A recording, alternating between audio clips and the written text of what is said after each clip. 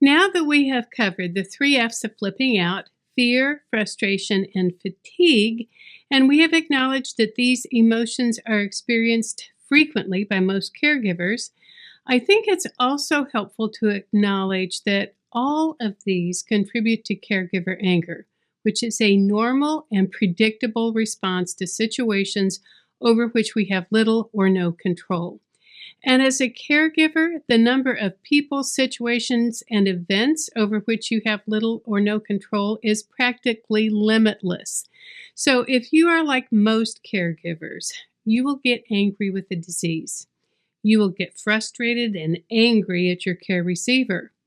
You might feel like screaming when you really need to speak with someone from a clinic or a doctor's office on the phone and you get stuck on hold and are told for the 50th time by a recorded voice that you are very important to them. That just makes me lose my mind. You might get mad when you are trying to negotiate the Medicare website, or if you need to figure out how to qualify a person for Medicaid. And the same thing with VA benefits and insurance companies. You might get mad at family members or friends who seem to disappear or not show up when they're needed the most.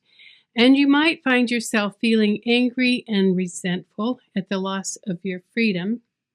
Not to mention how expensive it is and how much money it takes to pay for everything your care receiver needs.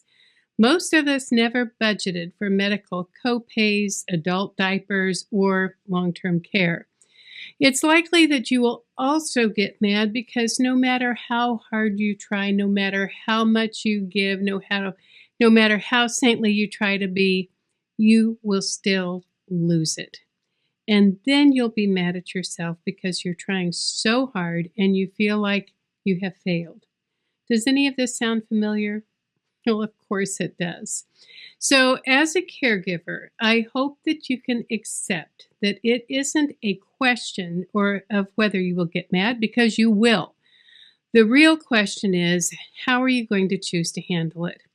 And I'd like to suggest that you start with cutting yourself a lot of slack, and then vent on paper without filtering or judging. Just name the people, situations, and events that are making you mad.